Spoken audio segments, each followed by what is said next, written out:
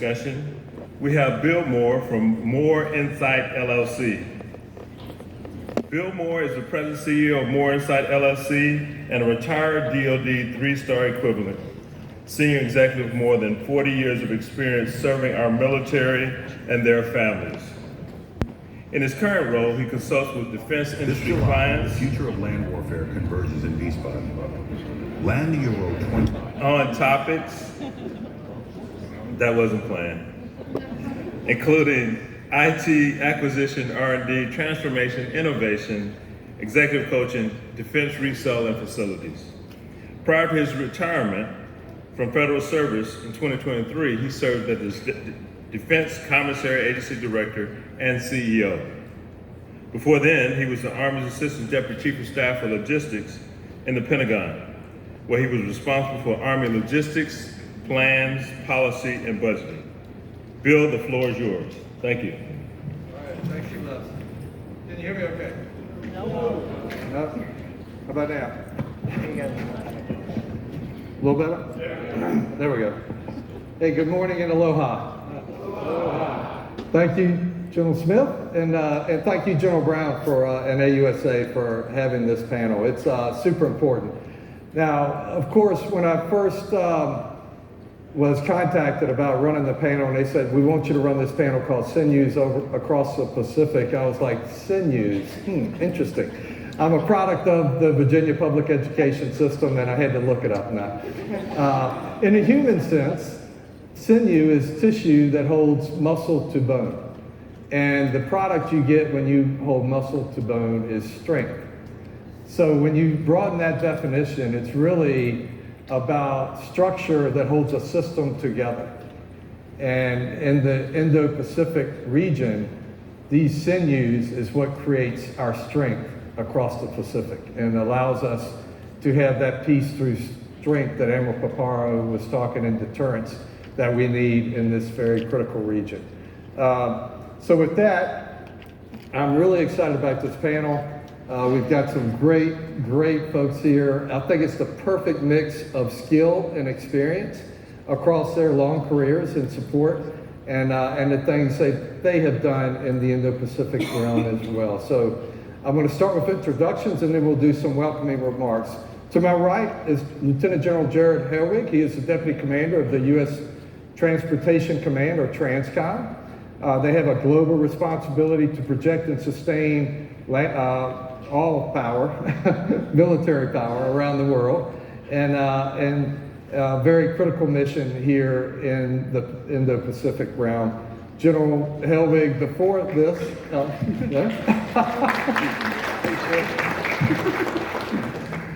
before his promotion to three-star, he actually commanded the 8th Theater Sustainment Command, and had also was the J4, excuse me, Director of Logistics and Engineering at Indo-PACOM. I think Admiral Paparo has left by now, but so anyway, thank you, Jered, for agreeing to attend.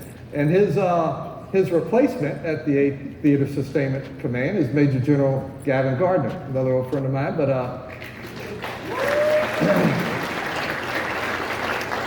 and looking forward to hear what General Gardner has to say here. The 8th TSC provides mission command for Army Joint and Combined Sustainment within the Indo-Pacific realm of operations. Kind of a pretty large mission, but sir, glad to have you on the team here. He also served as the J4 at Indo-PACOM and was Director of Logistics and Engineering before he got into this role. So thank you, sir, for being here. To his right is Major General Denise McPhail. She is the commander of the U.S. Army Network Enterprise Technology Command. Got it right. NETCOM. NETCOM, with over 14,000 personnel, has a global responsibility to provide the U.S. Army with a unified and secure network within the U.S. Department of Defense Information Network, or DODIN, as we like to call it. But among other key assignments, General McPhail spent several years here as the Indo-PACOM J6 2 years as the deputy and then 2 years as the actual J6. So thank you, General McPhail, for being here. And finally, on the far end, Ms. Tara Murphy Dougherty.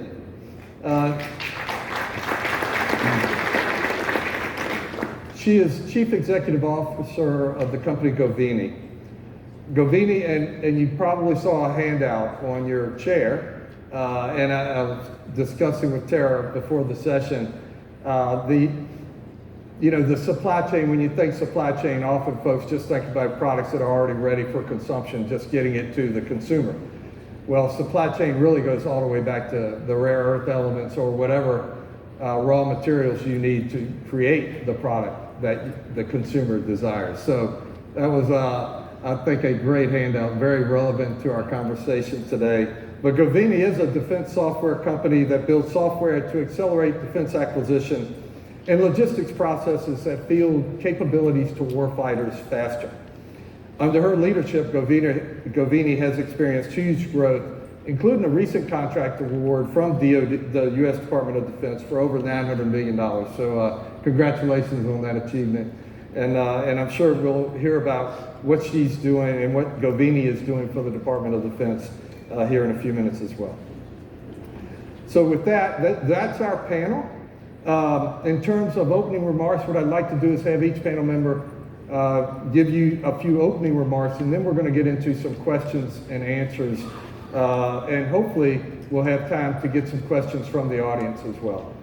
So if you recall General Smith, he introduced me as the former CEO of the Defense Commissary Agency. And in that role, I was actually the largest customer of Transcom, peacetime customer, in getting products. We had 235 stores, grocery stores essentially, around the world, but many in the Indo-Pacific realm, and getting fresh, frozen, dry, and refrigerated goods to military families in Korea, Japan, Guam, and Hawaii was quite the challenge in that time frame when I was CEO. So because of that experience and some of the fun I had in trying to get products to our families, General Brown asked me if I wouldn't mind running this panel, because I can tell you there were lots of challenges.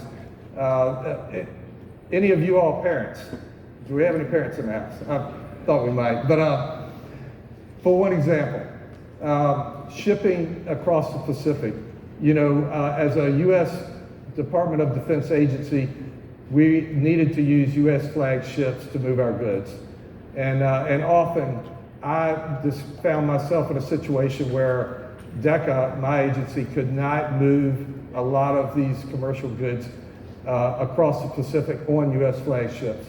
And when baby needs diapers or baby formula, we had to do whatever it took to get those products into those stores in, say, the far reaches of Korea, as one example. And literally had to make decisions to fly goods like that across the Pacific at around $3 a pound in order to get those goods to those families. Because it's one thing, to maybe have to use a different brand of diaper, and God forbid, got in big trouble for buying the wrong diaper when I was a young parent. And but if you can imagine not being able to access any diapers, that's a real challenge. And that's a peacetime operation. Without the hype of contested logistics, I know General Rainey's not here, but Army Futures Command has really turned the volume up on contested logistics and how important that is, that we figure that out for future operations. And I think we'll get into that a little bit here.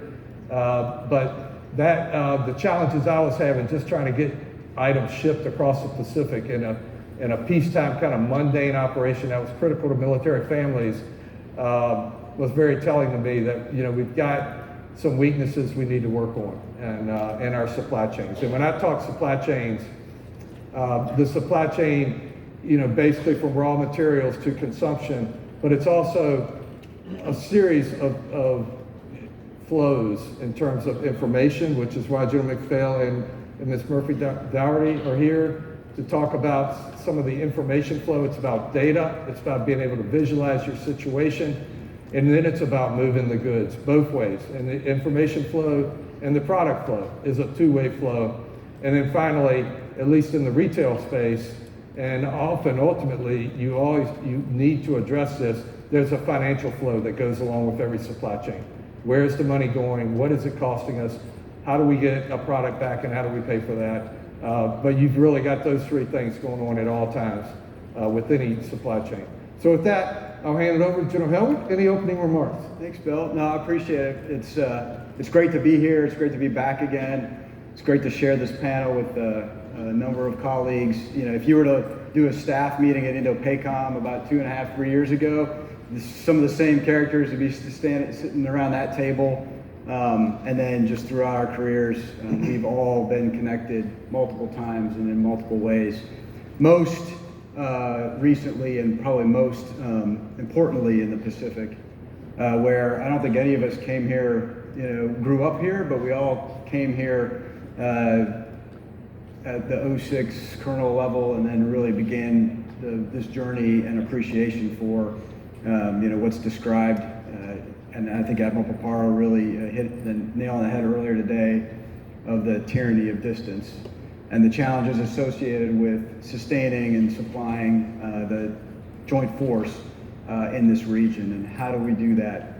Of course, in this role in Transcom, I've always been a consumer of Transcom going throughout my career. I was never stationed there or formal part of Transcom. But I've certainly over the last year come to appreciate its key role in this region and more importantly, its global reach. And really, how do we take the capabilities of Transcom and its partnership, not just with the components in the joint force, but the other key and critical legs of it. And Admiral Paparo mentioned it, but the commercial industry partners that we have got to pull in into early and often into the fight as part of our response. And then also the challenges of activating a large reserve component that will be a critical part of that power projection into theater should we transition from competition to crisis and conflict.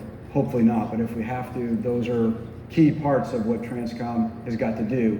And then I think fundamentally, and I've really over the years appreciated this focus, and that is how do we train the logistics warfighting function in competition to be ready and to connect all of those pieces that I just mentioned into a cohesive whole so that when we're called upon, we can both deter, because logistics has got a deterrent effect in and of itself in the posturing and pre-positioning and setting conditions. We live our life out loud, so it's fairly obvious, and we can transmit that. And so building that capacity and capability, reinforcing it, ensuring that it's ready and available and rehearsed ahead of its required needs, and then balancing that against the Homeland Defense requirement and others are all key parts of the Transcom mission. And so great discussion, looking forward to the questions and comments today. With that, I'll hand it over to Gavin. Awesome.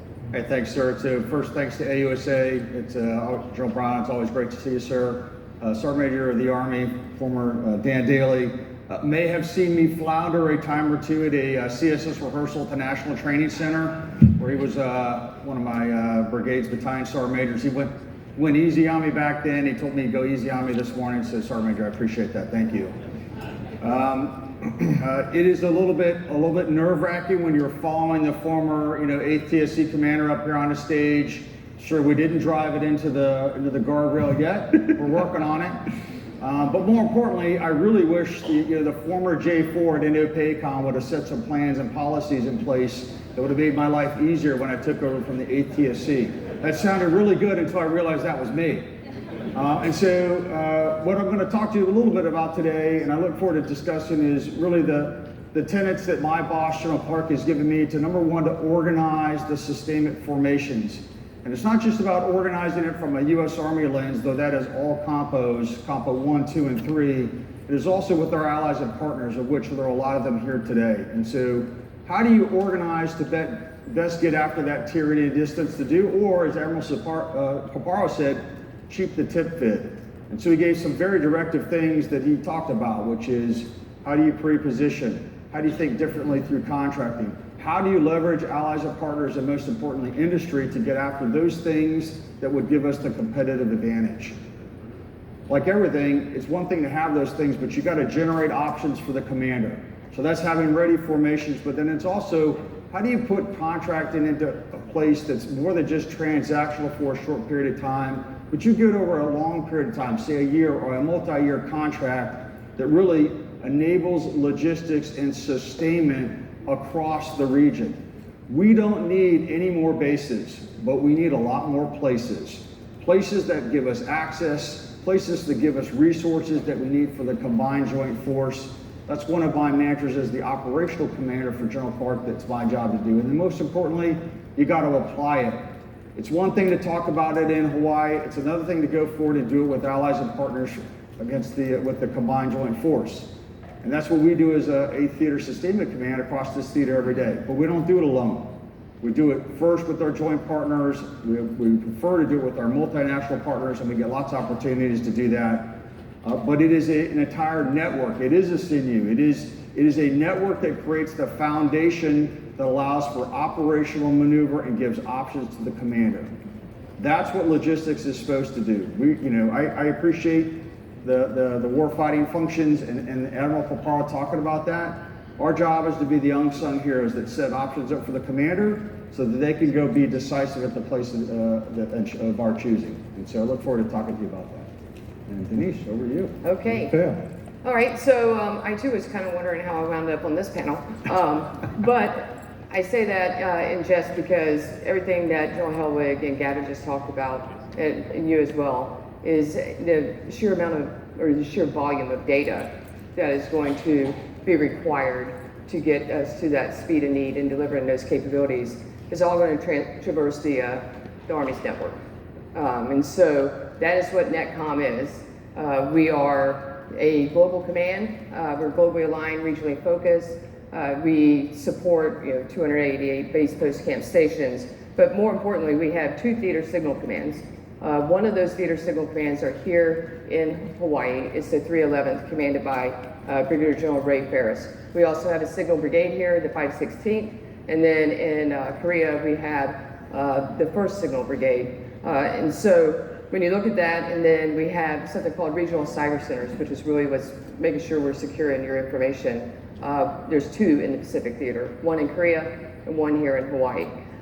So what do we do on a day-to-day basis? We operate, maintain, and secure the Army's network. But really, if I was to quantify that, we provide about, 936,000 and counting today Army 365 accounts. We're providing about 14,000 applications, also and counting, as well as I just got the latest update, we were providing about 13,000 mobile user support. Now we're up to about 19,000.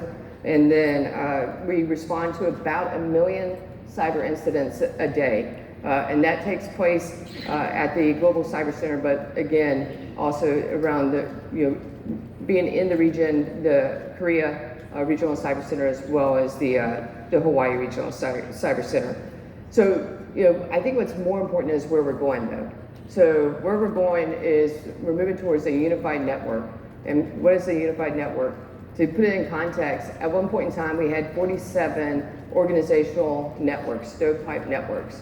We're down to about 7 right now.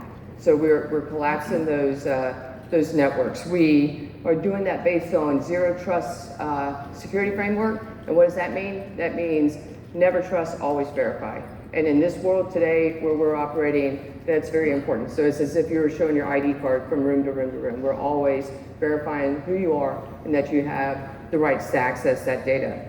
So as we've always been a network command, we are now pivoting. We call this the year of the pivot. And we're pivoting to be in the central provider of services. So the Army has gone to a single service provider, and its services would be cybersecurity as well as those collaboration tools. And our 3-star headquarters, our cyber, is a single provider, and we do the services piece for the network. And so, as we move forward, and the reason why I bring this up, there's a lot of modernization efforts going on. I told you we're a global command, but almost everything has started here in the Pacific. And so we're moving towards a capability that allows us to have seamless movement. So think about your forces coming in and being able to seamlessly move, starting in the Pacific. Where we're moving towards a software-defined networking, a more agile network, I'll just put it that way, the Pacific. Modernizing our secure comms, the Pacific. So and I appreciate the Pacific because you've been very patient. And so when you're an early adopter, sometimes things may go down briefly, but they do go down, but we're able to learn from those and apply it to the entire Unified Network, the Army's network. So it's great to be here. Thanks again to AUSA. I know the others have thanked you for allowing me to come and present and talk about the network, my favorite thing, and all the services that we provide. And I look forward to answering any questions. Great. Well, let me echo the thank you, Bill and General Clark and General Smith and AUSA for having me here.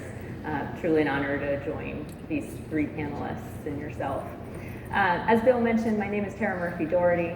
I am the CEO of a company called Govini. We are a defense software company, and we are focused on building exquisite, great, best-in-class commercial software for, frankly, people in defense who have never had it before.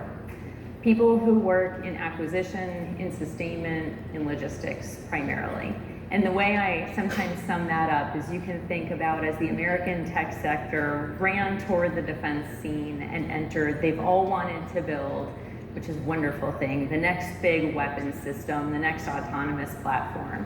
The not so great thing is as those systems are fielded, DoD manages them in spreadsheets and with PowerPoint decks and data calls and a VTC to your biggest prime. That has created a crisis, not just of operational availability, but of parts management and logistics and resupply. And in an era of data availability, artificial intelligence, and everything that we can do with software, we saw an opportunity to support a mission that my team and I are incredibly passionate about. So today, ARC is used for supply chain risk management across the US federal government, but also really importantly in the Army by a range of organizations, whether you're conducting a resupply mission and want to do that in an AI-driven way, or whether you're restocking parts and collaborating with DLA.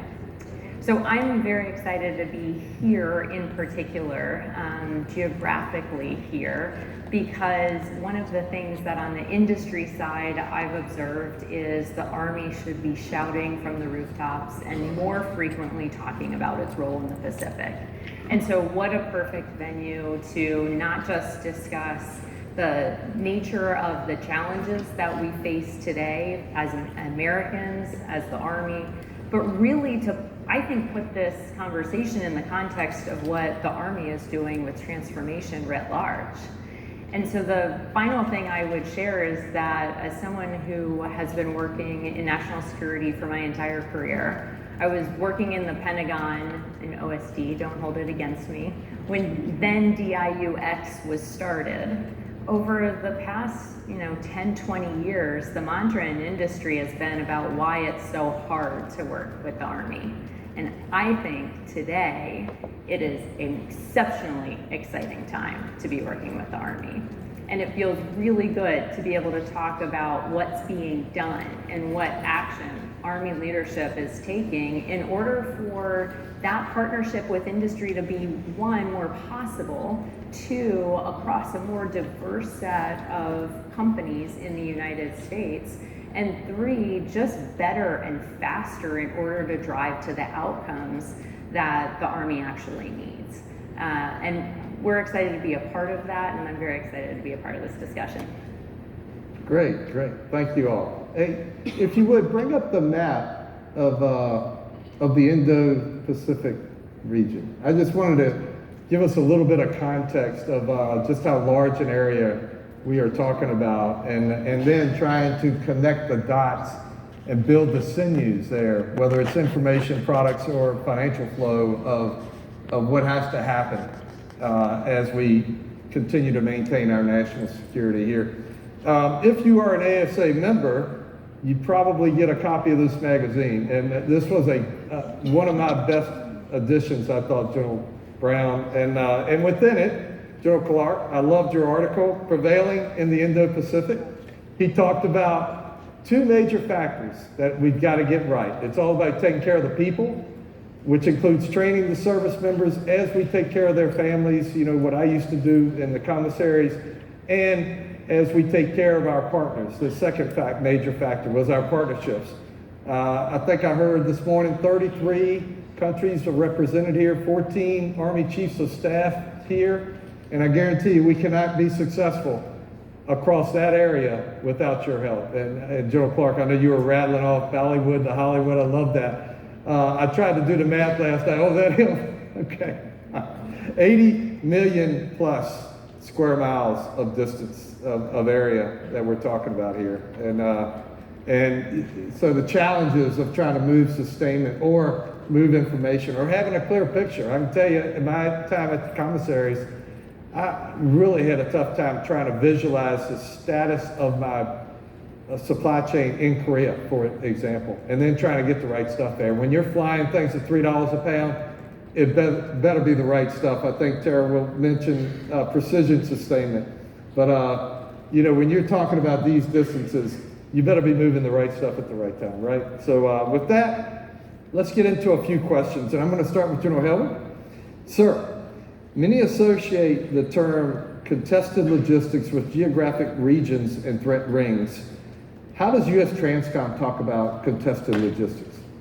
Well, I think certainly, you know, you can look at it geographically, but as a global functional provider, you know, we've got responsibility for, you know, every theater, and so that becomes really a question of prioritization across, and doesn't always equal. You know, as the priorities change, it becomes you know, challenging to change that out. And the systems that we have right now are not as agile as we would like.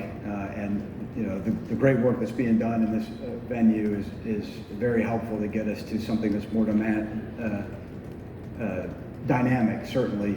But you know, for us, contested logistics starts at the base camps and stations.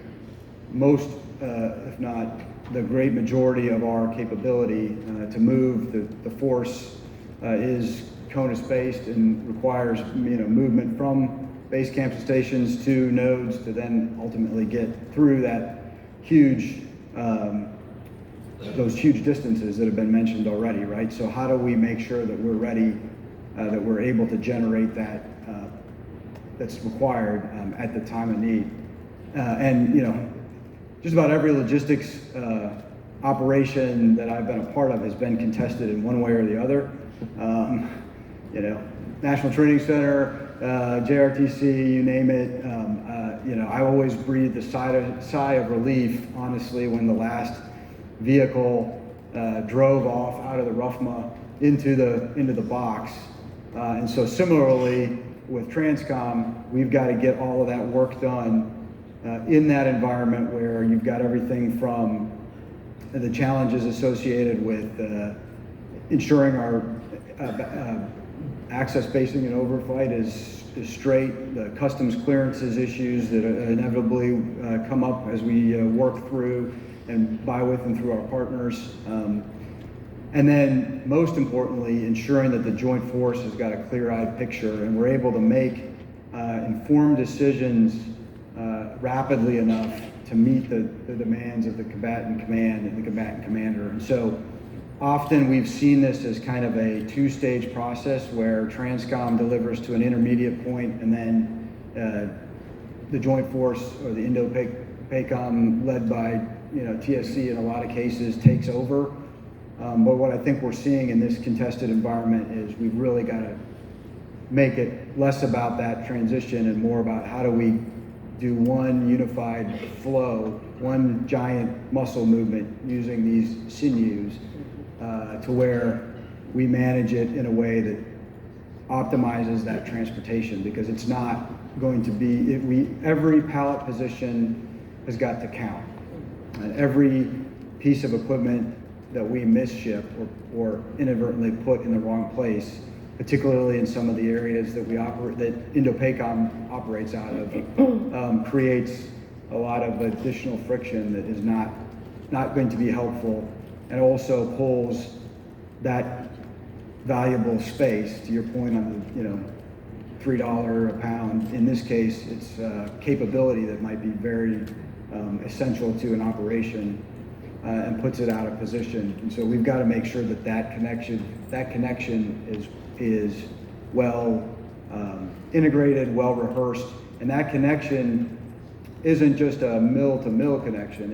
It's a mill to civilian, commercial industry, and with our partners in the region. So we've got to make sure all of that is worked into the flow of the sustainment in a way that we have not rehearsed or done in the past. So we've just got to keep working that together to ensure that when we do flow, it's at the speed and scale that's desired. Thanks, sir. Thanks. General Gardner, both Admiral Papero and General Clark talk about a prevailing strategy for the Indo-PACOM theater, but how does Army sustainment fit into that plan? What must the ATSC do to ensure U.S. and its partners are able to prevail in the Indo-Pacific region? Yeah, it's such an easy question, right? And I wish I had the easy answer for it. But what I will tell you is what we haven't been doing is sitting on our hands. And it started with the gentleman to my left, and really with a vision that was set out years ago from an Army leadership, but also a joint leadership, to get after what Admiral Paparo talked about, which is setting the theater now. And that's done through a multitude of ways. So, number one, pre-positioning the right stocks and equipment forward. So there's been a lot of decisions lately from Army policymakers, at least I'll talk about the Army, to really get the right equipment and stocks, munitions set forward in this theater west of the international date line that really get after that. What Admiral Paparo talked about is one thing to have capability, but you also got to show it. You got to have some ability to deter. Well, you only deter if you're forward in this theater. So you can do that a couple of ways. From a sustainment portfolio, one is pre-positioning equipment and stocks. Now, it's got to be at the right place. You got to know what's there, and that'll be some of the conversation we'll have on the right side of this panel up here about, hey, seeing yourself, knowing what's available, and knowing how you get access to it rapidly in order to maneuver it appropriately to support maneuver formations. So that's one way. Number two is that great chart of the tyranny of distance. Well, how do you defeat the tyranny of distance? Well, you better have a logistics network that is built upon a mesh system so that if one node goes down, say a logistic hub goes down, the system is agile enough to respond and in real time transition formations, supplies, people, and move them around the network. So from Hollywood to Bollywood, the Arctic to the Antarctic, we can maneuver sustainment formations and, more importantly, not waste the assets that Transcom has. So you're going to have to do that. Our ability to leverage AI today is terrible. Okay, my staff, and I see them some in the audience right now, love Excel. It's like their favorite tool, right? But we ask them to do all kinds of things, all those complicated maneuvers of seeing ourselves from a posture of what the supplies are, what is the force formation that's going to come in, not just from a sustainment portfolio, but from all the warfighting functions. And just because we want to make it a little bit harder, it is a joint combined operation out here. So how do you see what the other services are doing? All 5 of them, by the way, to include Space Force. And then most importantly, what are our allies and partners are doing? How do you have access to what they're willing to share, but you got to be able to anticipate? Right now, that goes a lot off of old tables, old ways of thinking, and really relies on huge piles of stuff, maybe in one particular location. If it can be seen, it can be targeted. We've learned that out of the European theater. We've learned that out of the Middle East. So how do you have a diverse network? How do you push things and make it survivable?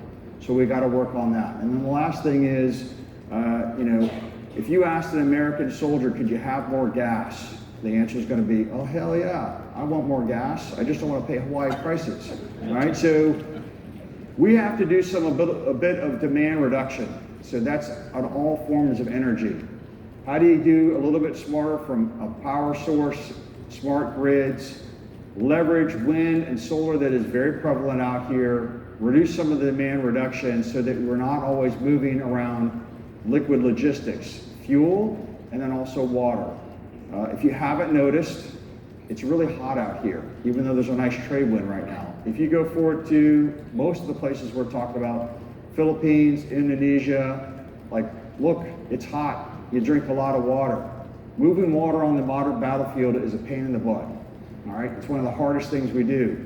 So how do you generate and produce water forward? How do you reduce that logistics burden that already is challenging our supply chain from a distribution perspective? How do you do production forward? You know, that's just some of the things we have to do to prevail, and we're getting after that. I look forward to highlighting some more of that. Awesome, great points, Gavin.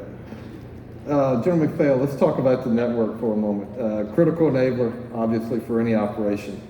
But why is the unified network modernization a critical enabler for the Pacific Theater? And so my boss in a couple of days will talk about setting the theater. Gavin mentioned setting the theater. And so what the unified network does and all the modernization we're doing is setting the theater. And so I talked a little bit about seamless movement. There is a capability that's being rolled out. The Pacific is, I think, 97% complete on this capability, but it's referred to as the Army Unified Directory Service. And why do you care about that? It's odds for short because we're trying to see how many words we can make up with our acronyms. So we'll go with odds. And so why is it important? One, for your S6s out there who every time they deployed to Iraq or or a regionally aligned force that was rotated in and out, they had to bring their computers in and they had to re-image them. And so that meant they got there many weeks ahead of time. They oftentimes had customers, to include commanders, that were not happy that they did not have a computer. This does away with that. You will no longer have to image a computer. We're working on the unclassified side now, classified's next. But it's also a cloud environment. So it's moving all these capabilities into the cloud to include applications. And so you'll have an app store, so to speak. It's called Company Portal, where you'll see where all your applications are. And so whatever you're using, whatever unique application you're using in Fort Carson, you will be able to use that same capability if you go to Fort Lewis, if you come to Hawaii, Europe, etc. It also provides us significant visibility of the devices on our network. Visibility that we've never had before. So much so that I was talking to one of my team members who is the capability manager for odds. Everybody's gonna walk away going, odds. And he was like, okay, ma'am, I see that you're in Honolulu right now. I'm like, I told you I was working, Lucas. But you know, he knows exactly where I'm at, exactly where that device is.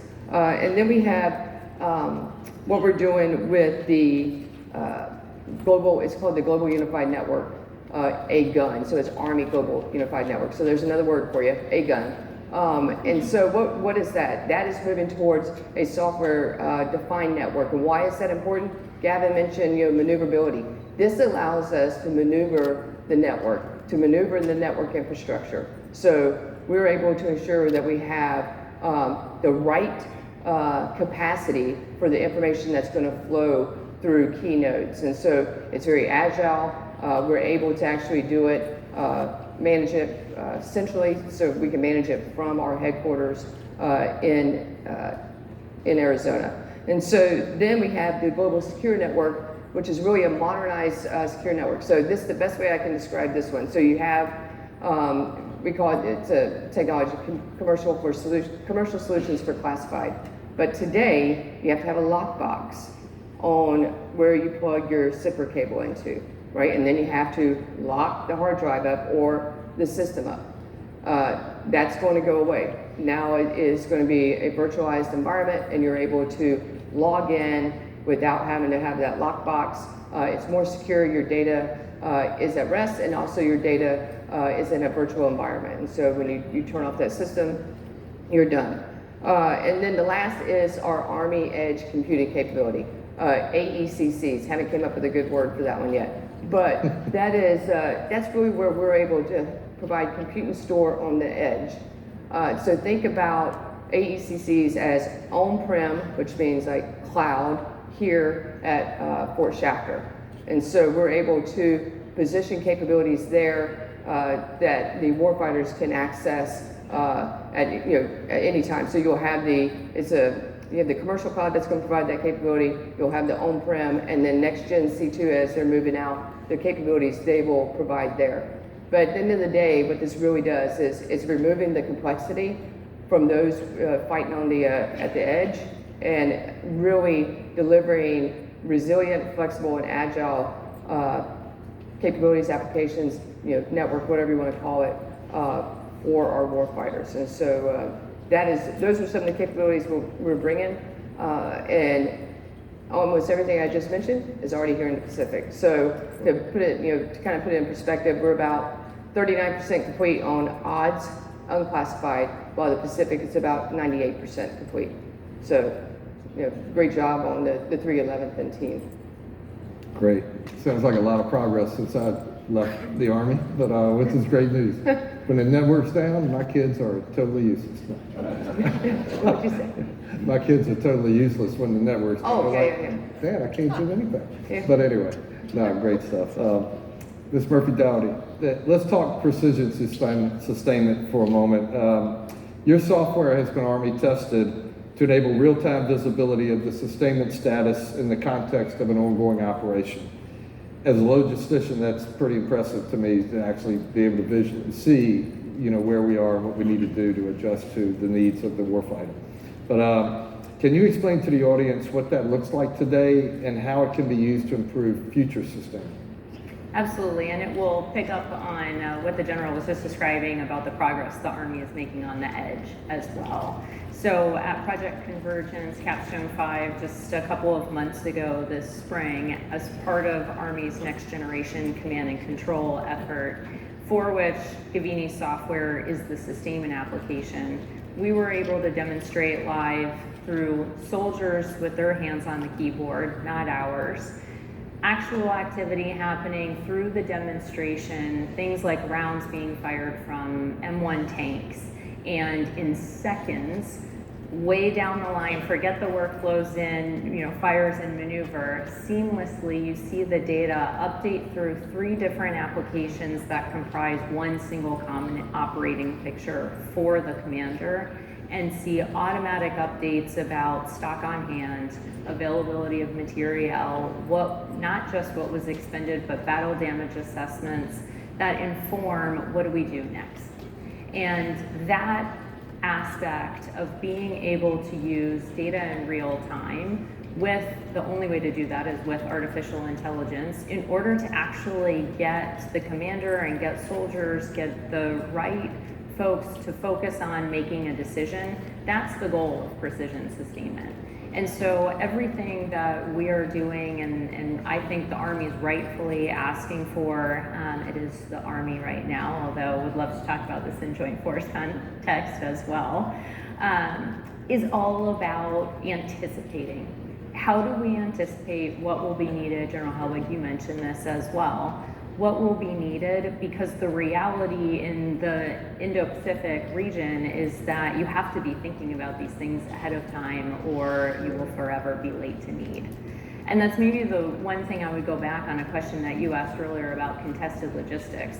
I think for the joint forces purposes, contested logistics begins with the industrial base.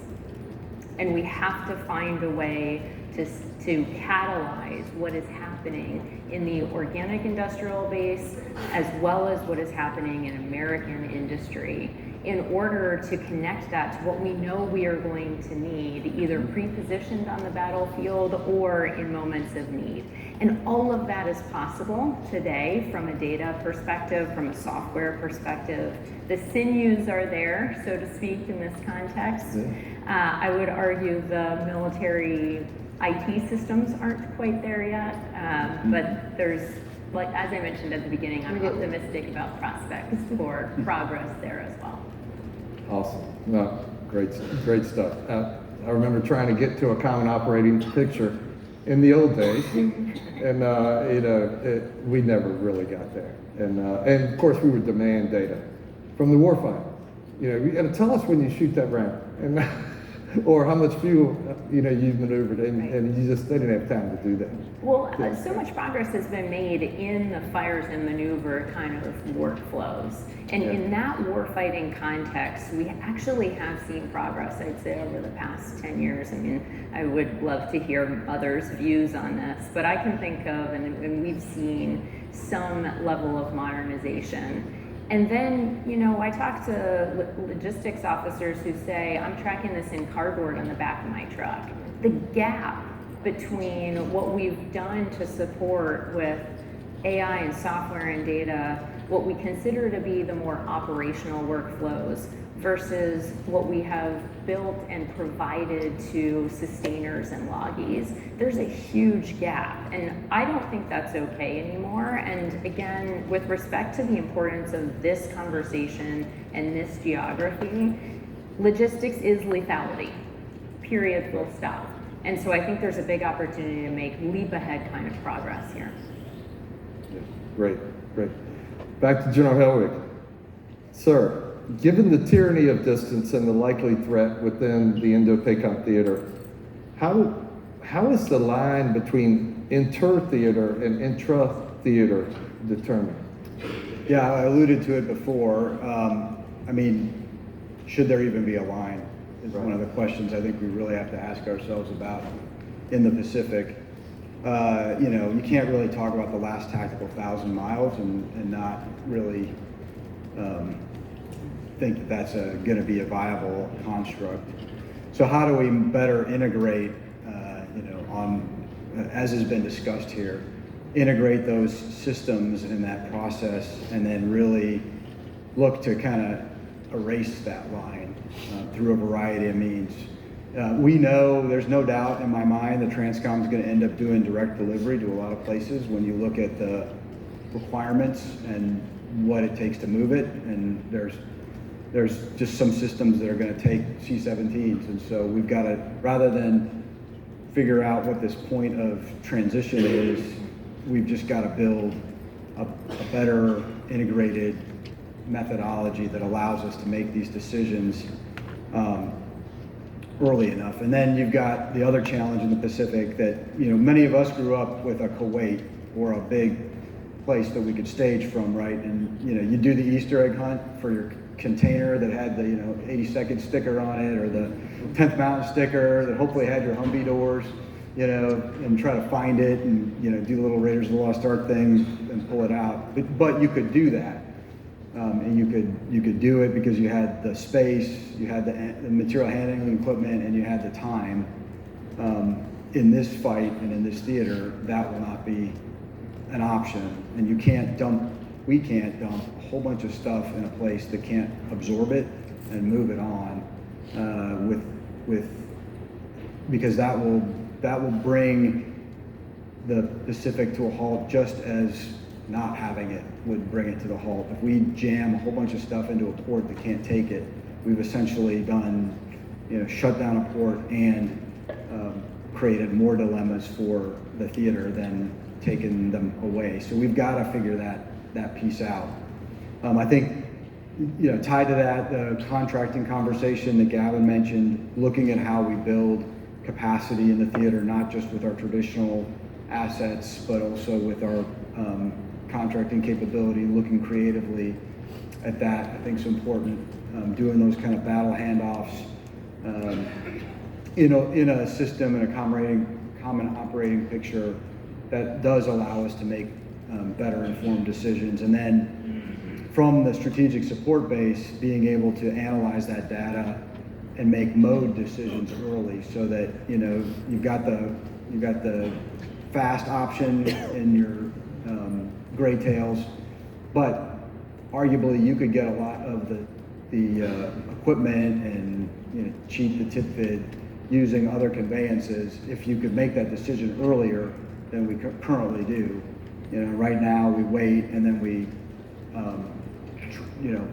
have to fly. You get to a point where you have to use the $3 a pound option because the the opportunity is passed because the anticipation and the ability to analyze that data and make those decisions earlier has passed. And so building that together is important. And then, you know, understanding where we're going to operate in concurrently and acknowledging that that intra-theater line is probably not something that is going to be as relevant, certainly in some areas of the theater, if not a lot of the space.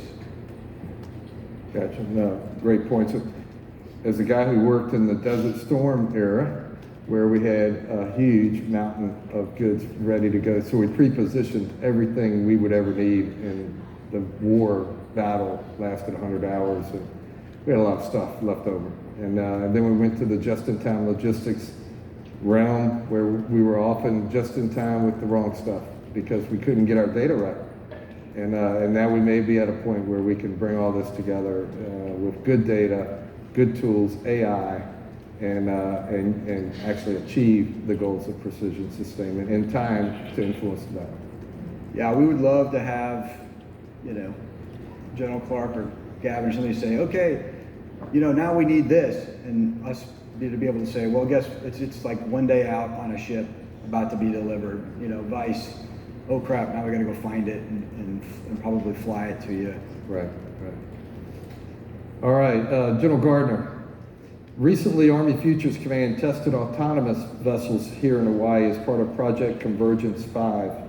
Regarding that effort, how do you see autonomous watercraft fitting into the Army watercraft strategy going forward? And actually, we had a question from the audience related to where are we on Army watercraft? You know, the tens of thousands that we were using in World War II versus the couple hundred that we have in our inventories today. Hey, so great question. So first and foremost, it's a watercraft question, not necessarily an Army question. And it really is, how do you organize and leverage all those things that are capable out here? So the Army doesn't need to go create, if you go over here to the Army Pacific Museum right over here across Dougherty Park and see, the 15,000, vessels between the Navy and the Army that were executing amphibious landings. I don't think that's unrealistic.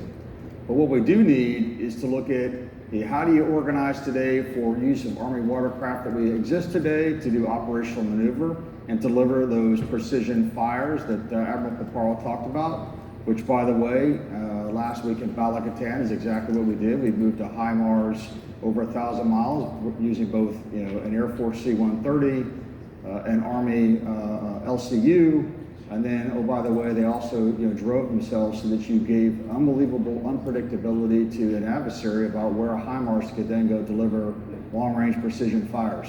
So Army watercraft, in this sense, for the gray hole, have a purpose. But where we really need to maximize that intra-theater sea lift capability, there's no reason why we shouldn't be leveraging commercial watercraft operational support vessels. So Joel Helwig to my left started this over 2 years ago about getting that capability out here in the Pacific. So we have that today. And that's a good interim step. But long term, why would we not use autonomous watercraft to deliver routine supplies across vast distances? And I like to use the term create Liberty ships of the future. Except this time we don't need to put USS Mariners and Merchant Marine into the bottom of the ocean. We could just put an autonomous drone vessel down. But if I create 1,000 of these going on their own separate waypoints, moving across the Pacific, then I've created a targeting dilemma for adversaries. Give them a problem set. I'm tired about us talking about our problems. Let's give somebody else a problem. You go find 1,000 ships out in the middle of the Pacific. It's very easily said. It's really friggin' hard to do. So let's go do that. And that capability exists today. It was proved out here in Hawaii.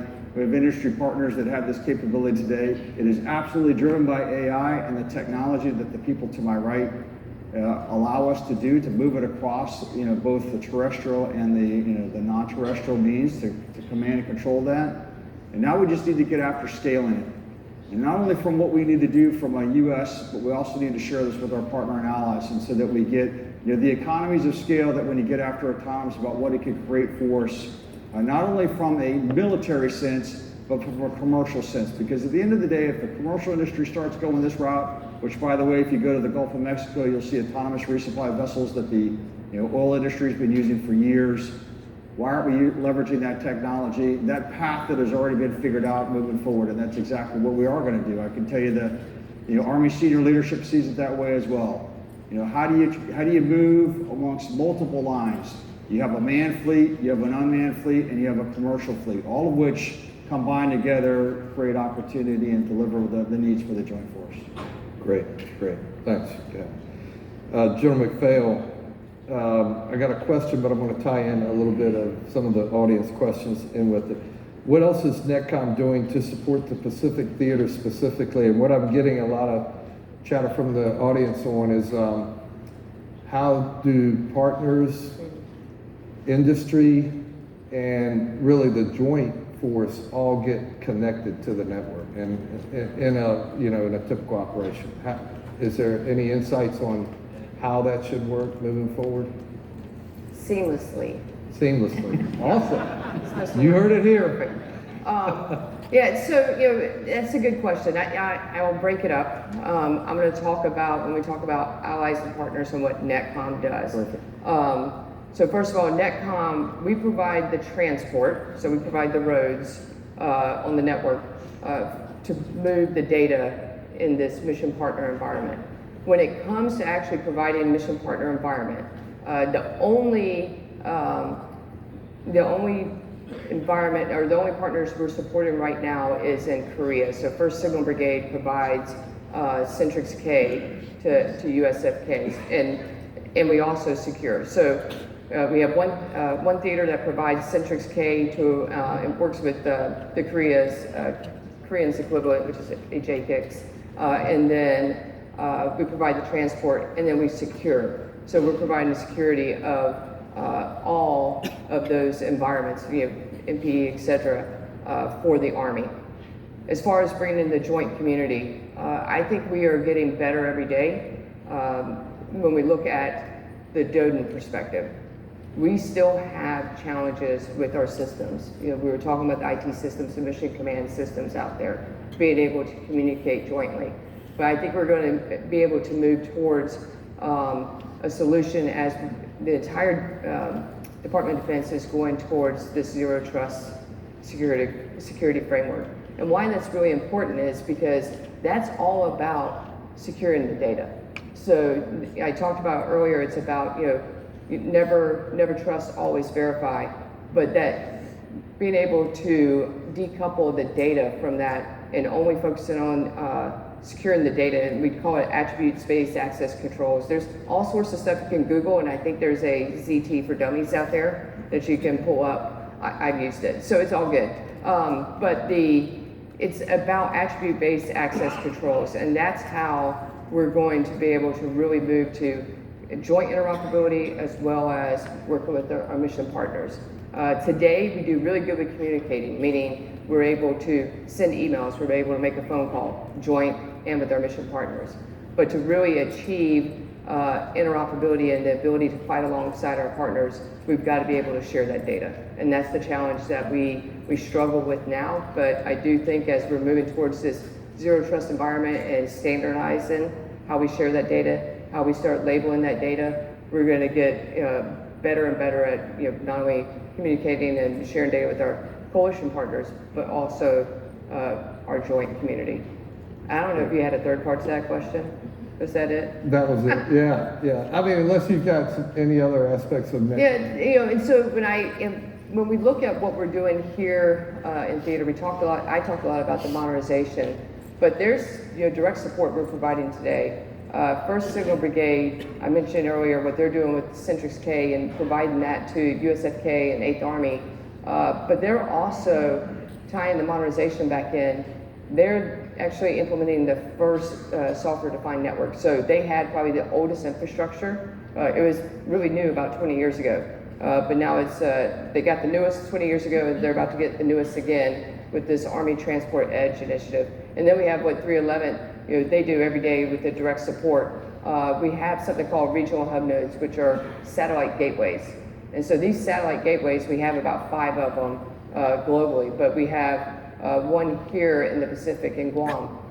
And 311 is looking at how do we pull in the latest technology, the PLEO.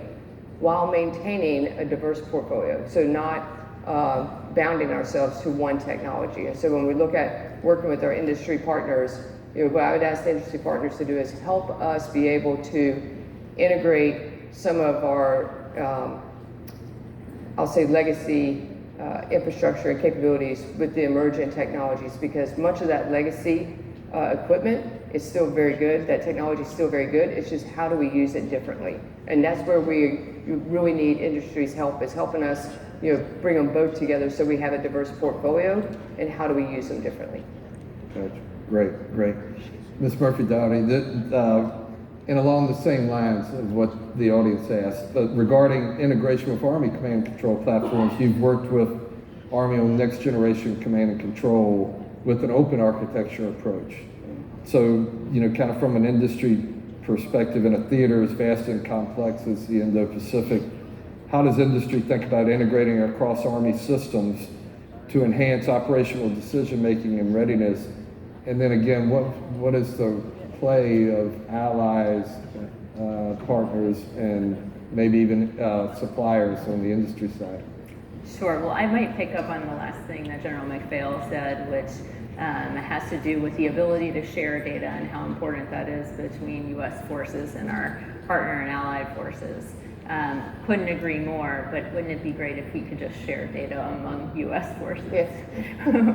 which is part of what we're helping with, and so progress is being made there. But often what we see is there's such a distinction between what services and DoD have thought of as business systems and what they've thought of as operational systems.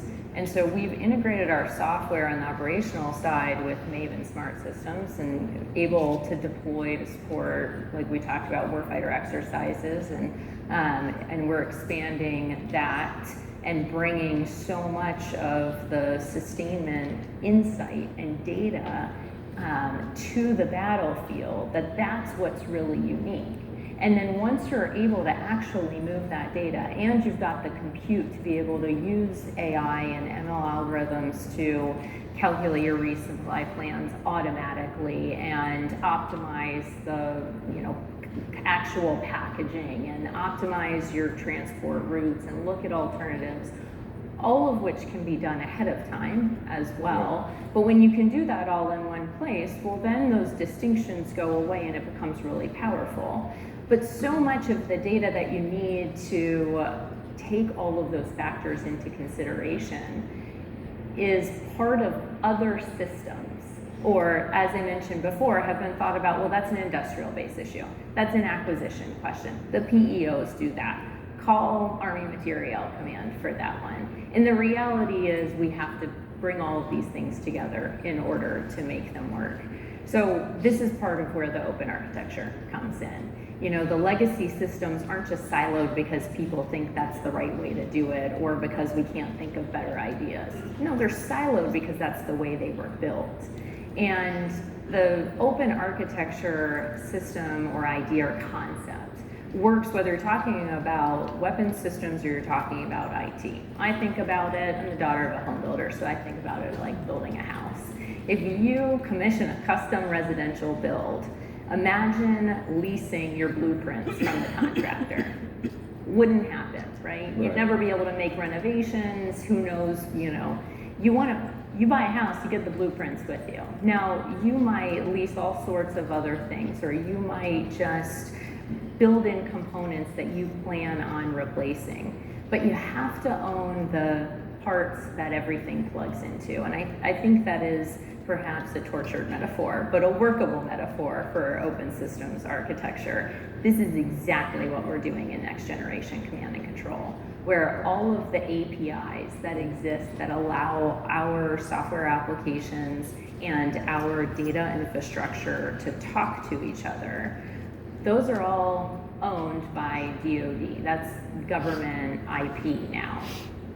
But there's no IP claim over the applications that we're building that support the workflows on top. That's because they're changing all the time. And so the great way this aligns incentives is it puts what, in this case, the Army needs in the hands of the Army, which is the ability to move pieces in and out of a flexible, dynamic system. And it incentivizes great commercial partners to come participate because they aren't stuck just building to one set of requirements that hasn't changed since 5-10 years ago that they were designed. So there's a lot of different ideas all wrapped into a broad question, but I think it's why good industry partners are excited about open architecture, and I think it's also why it's a really good step forward for DoD. Awesome. You were actually bringing back some distant memories of OIF and hanging out with movement control teams, which these guys commanded at one time in their careers, but trying to put together convoys, 40 or 50 convoys a night, where you have joint consumers, Army consumers, international consumers, host nation, and you're trying to get all that stuff delivered just in time to all of these customers, and many of them had no access to your IT.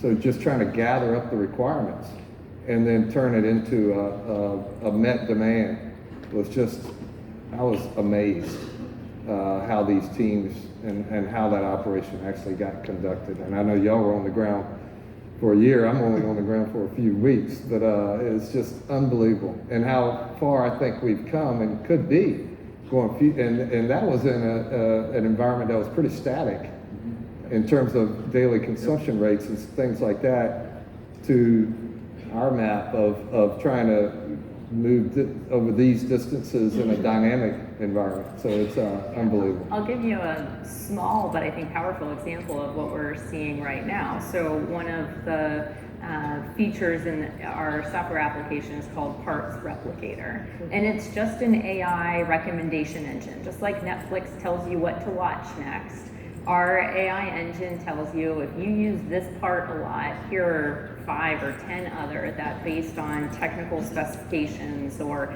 has to be certified for a nuclear system or it needs to be hardened to a certain level, are interchangeable.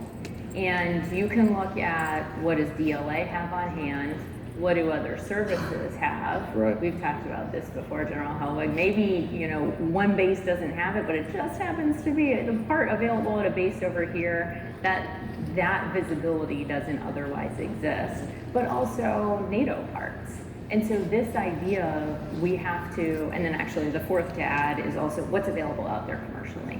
Right. That is the menu of options that has to be available to a soldier, to a war fighter, not just the straw hole that we've gotten used to looking at.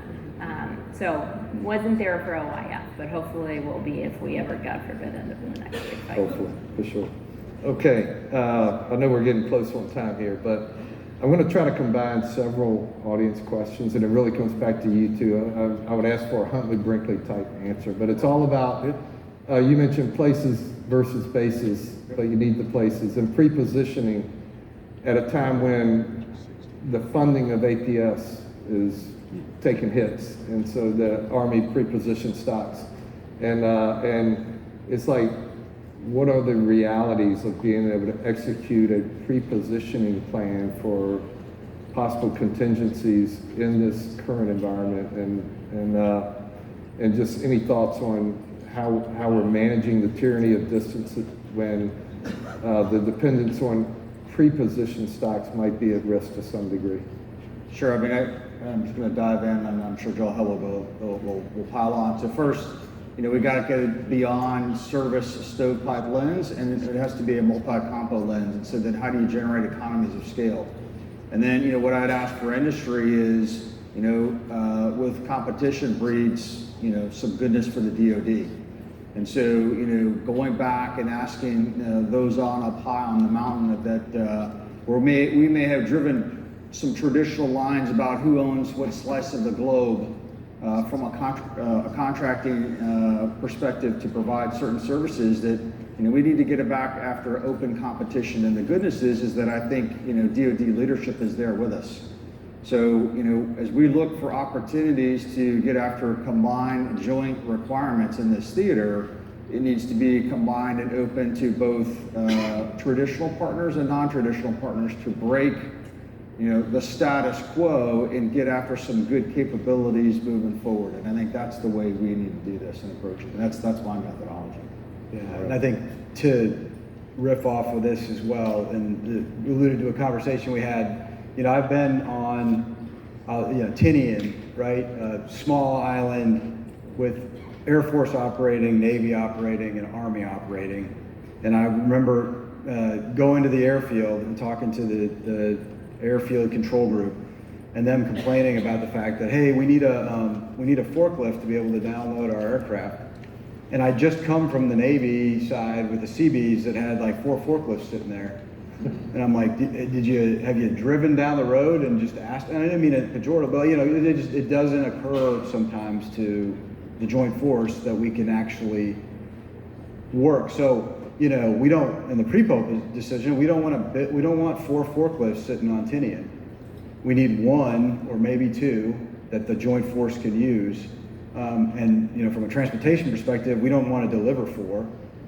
From a maintenance perspective, we don't want to maintain 4. And there's probably 3 other places in the Pacific where forklifts will be required. So using the data, using that understanding, and then figuring out as a joint force how we're able to transact as well will be important. Because the other piece, pre-positioning is essential. We want to make sure that as much of this pre-positioned equipment is available to the joint force as possible, so that everybody can understand what is there, what's not available, and the amount of service-specific equipment is minimized, and the amount of combined capability is maximized.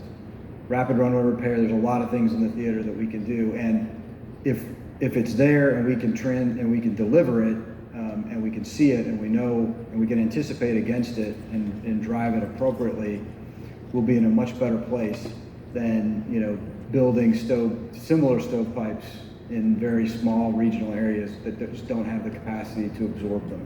And even better is not to have a military forklift there, to have a commercial forklift there where I'm not underwriting the maintenance and all the readiness of it. Somebody else is, and I just come in and I get it at the time and place of my choosing, but I've pre-done the contract so you don't gouge me at the time of need. That was perfect. One of the questions did ask, was there a commercial opportunity there? There is 100% commercial opportunities. I just asked for a fair and equitable look at the contract so that we don't get scuffed up at the time of need. It's my technical term. And real quick, we have to rehearse that, right? That part of the warfighting, that's got to be rehearsed, just like maneuvering all other forces. The commercial industry, if you don't put it into action, you don't learn those kind of things. So we've got a couple of minutes.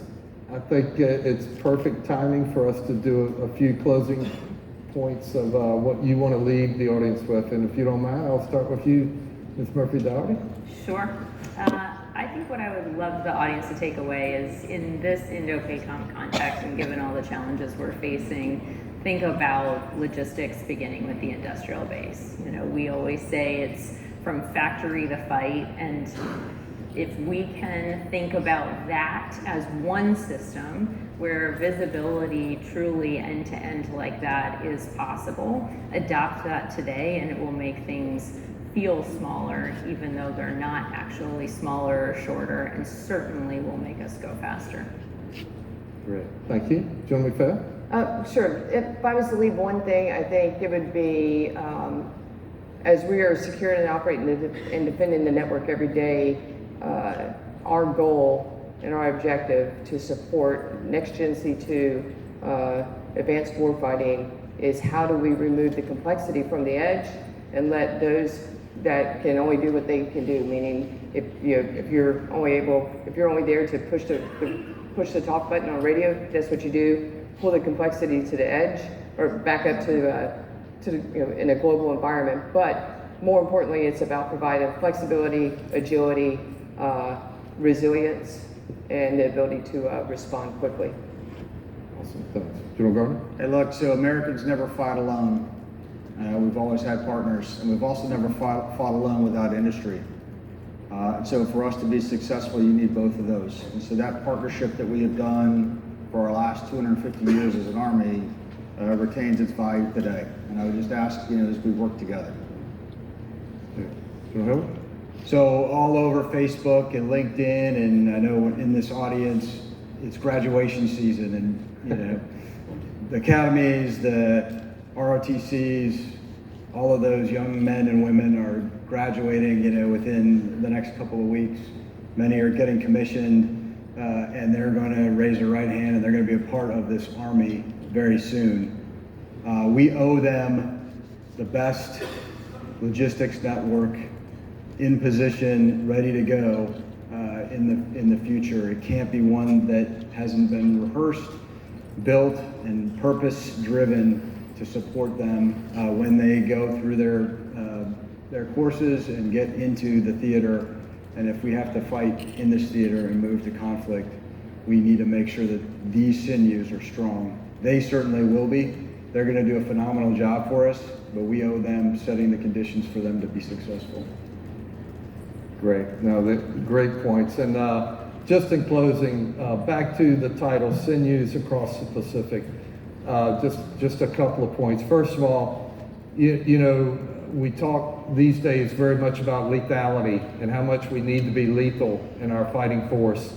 And lethality is awesome, but lethality really matters over time. So we've got to think through, how do we have a supply chain that maintains lethality over time? And a weapon without ammunition is a club that's not really helpful to a soldier. And so we've got to be always thinking about that. The supply chain, as we described it today, is really a broad concept of information flow that's two-way, of product flow that's two-way, and financial flow that we didn't really get into and shouldn't in this context. And then finally, back, General Clark, to your article, it's about the people and taking care of those people that are going to do these great things to protect our peace and protect our freedoms. And then it's about partnerships, because we cannot do it alone, as the panel has addressed. So thanks again, AUSA, for giving us the opportunity to present these thoughts. Thank you, panel members. Y'all were awesome. And thank you very much.